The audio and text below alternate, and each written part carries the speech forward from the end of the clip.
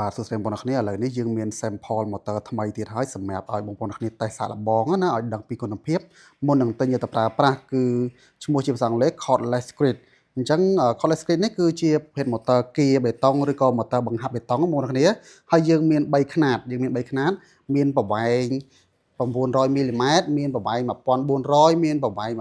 1300ហើយដងតែមួយទេបងប្អូនគ្នាដងគឺតែមួយទេលេខកូដគឺ VL បាទនេះបងប្អូនគ្នាលេខកូដគឺ VL001G ក្រុមការងារភ្ជាប់បាទភ្ជាប់ដងខ្លីជាងគេមុននេះកន្លែងភ្ជាប់បងប្អូនគ្នានេះហើយតើតើជាមួយនឹងភាពញ័រណាក្នុងមួយនាទីគឺបាទ11000ញ័របាទខ្លាំងហើយនេះគេកាច់ចឹងមកបងប្អូនគ្នាបាទអញ្ចឹងយើងមាន sample 3នេះឥឡូវតេស្តបន្តិចមកចុចដំណើរការតោះ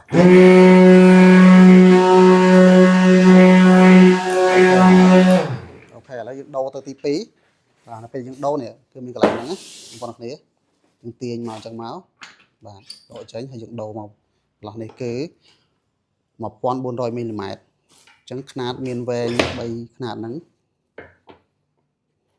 បាទអញ្ចឹងយើងរឹតមកបាទអូខេ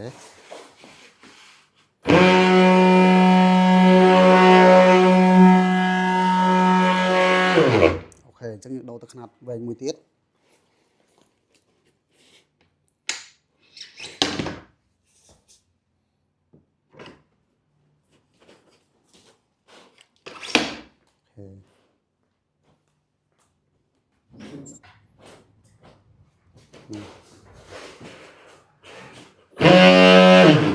អ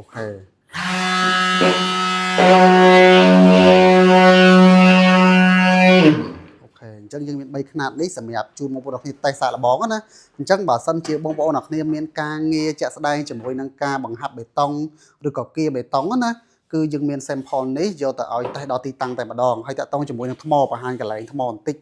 នេះបាទកន្លែងថ្មគឺយើងមានសុំត្រឹមត្រូវអញ្ចឹងបងប្អូនគ្នាណាមានសុំត្រឹមត្រូវនេះថ្មប្រភេទ40 វ៉ុលបងប្អូនគ្នាអូខេ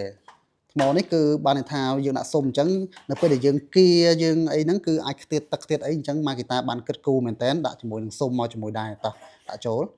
បាទហើយការដំណើរការគឺស្រួលមែនតើបងប្អូនគ្នានេះគឺមានកុងតាក់នៅតែនេះចុចកុងតាក់ដំណើរការហើយនឹង lock ផងដែរបងប្អូនគ្នាណានេះ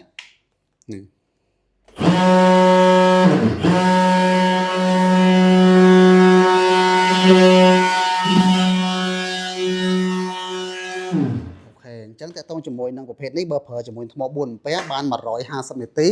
តែបើសិនជាប្រើជាមួយនឹងកាតាបថ្មបានយូរមែនតើបងប្អូនគ្នាអញ្ចឹងបងប្អូនចង់តេស្តអាចតេស្តមកបានលេខទូរស័ព្ទខ្ញុំដាក់ក្បែរវីដេអូនឹងស្រេចណាបងប្អូនគ្នាបាទសូមអរគុណ